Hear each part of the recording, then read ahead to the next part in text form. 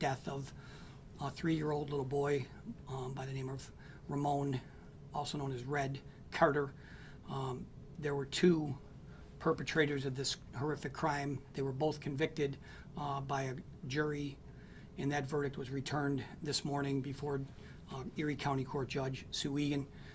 I'm here with homicide prosecutor John Gherkin on my left, and Raise the Age and Vehicular Crimes Bureau Chief Noha El Nakib on my right. They were the trial attorneys. They handled this case since its inception.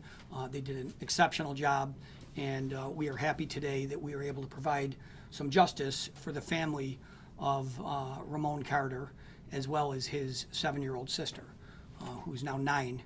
But so on June 21st, 2024, these 2 teenagers, one was 14 years old and one is 16 years old at the time, they committed this shooting together. They were intending to kill another person, and they killed Ramon Carter. Now, unfortunately, I'm not going to identify the 14-year-old or the 16-year-old by name. I know that their names have been out in the public.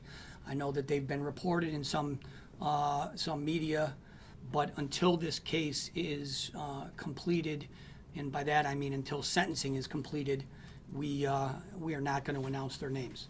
The 14-year-old was convicted of attempted murder in the 2nd degree. He was convicted of murder in the 2nd degree. He was convicted of criminal possession of a weapon in the 2nd degree, and he was convicted of assault in the 2nd degree. Now, the 16-year-old was convicted of manslaughter in the 1st degree and assault in the 2nd degree. That was the jury's verdict, and I can tell you that this case started, immediately that night with terrific work by the Buffalo Police Department responding to the scene. There are 5 police officers that I'm going to, specifically identify who did exceptional work. 3 of whom, immediately upon arriving to the scene, recognized that Ramon Carter, the 3-year-old little boy, had been shot and was seriously injured. They transported him in their patrol car to Erie County Medical Center, where, unfortunately he was pronounced dead. But they took immediate action and tried to save his life. The 7-year-old little girl, Ramon's sister, was taken to Oshai Children's Hospital, where she recovered from a bullet wound to her back. She was treated and she has recovered. She is a very brave little girl. She testified at this trial. Again, I'm not going to mention her name. This is a little girl whose brother is gone, and she's been through a tremendous amount of loss and tragedy, and I'm certainly not going to mention her name, but she is a very brave little girl who came into court and testified before this jury. I know that this is an important case for this community. It's also a horrific tragedy for this family. I know that the family is, of course, as we all would be, this family is still grieving. But at least this part of the case, there's some satisfaction, and we have delivered some level of justice in this case for them.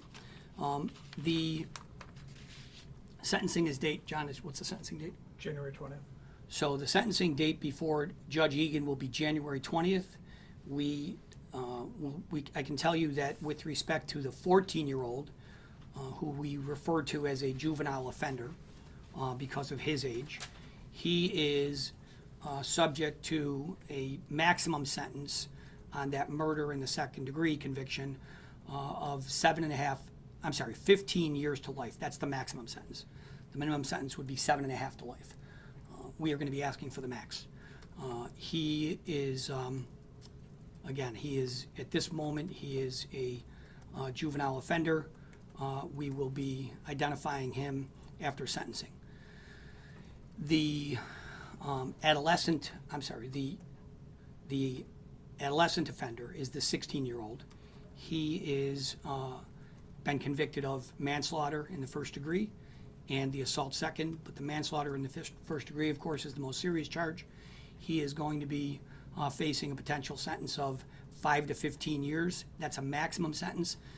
And I should explain the 5 to 15 years with respect to the, I'm sorry, thank you.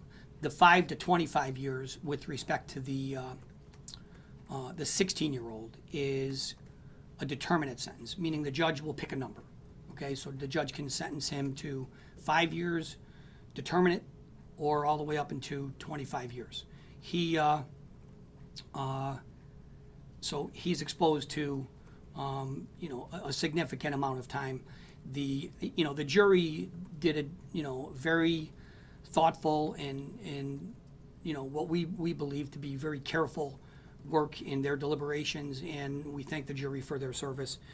The specific police officers that I think we should identify are Lieutenant Ashante McLean, Michael Griffin, Jordan Wansart, Stanley Hunrada, and Peter Wynn. They were the police officers that responded to the scene, and officers McLean, Griffin, and Wansart were the officers that transported Ramon Carter to Erie County Medical Center. In addition to them, from our office, we had 2 victim advocates that worked, tirelessly with the family. In this case, you can imagine, as I already mentioned, the families are, this is a tremendous loss. The families are devastated, and we can't, we can't do the work that we do without the victim witness advocates, Nicole Hoffa from our office and Kim Rapp from our office. I mean, Nicole spent, the last several weeks with this family and really guided them through this process. And I think it's important to recognize them. And then finally, we had, there were some important decisions that we had to make early on in this case, and we had great help from our partners in county government. The CPS lab was really called in overnight. This incident happened on a Friday evening. It was 9:30, I think, at night, and the county executive approved work being done on this case by the CPS lab over the weekend that allowed us to bring this to a pretty quick decision and get an indictment on this case within 4 days. So, this is the conclusion of the trial. There was, like I said earlier, John Gherkin and Noha El-Nakib handled this case. They're terrific lawyers. They're an asset to this office and the community. And quite frankly, this is a really important verdict, and I owe a great deal of thanks, and the community owes a great deal of thanks to them. So that concludes it for this, for today. I'll try to answer any questions, and if there is anything specific you want to ask Mr. Gherkin or Ms. El-Nakib, I'm happy to let them answer any questions as well. Last week, when we were talking about the Norwood case, where the 4-day-old boy was killed, it said it hit you hard. Does this one on that same level hit you as hard? I know it's tough to equate. Yes, I mean, I a 3-year-old little boy, a 4-day-old little boy. I mean, these cases are awful. They're horrific, and you can imagine. I can't even imagine how the families feel in these cases. These are innocent little babies, and yes, the answer is yes. Anybody else? Why were they not charged as adults? Well, we're constrained by the penal law, and the one boy was 14 years old at the time of the crime. The other was 16 years old. The the New York State penal law defines them, as I indicated, as an adolescent offender and a juvenile offender, and we have to operate within the constraints of the law. Where will they serve their time if they're still underage? John, do you know that, or Noah? I mean, they will be confined to a youth facility, and then between the age of 18 and 21 will be transferred to an adult facility. Okay. Any other questions? Aaron? Nothing? Okay. Thank you very much.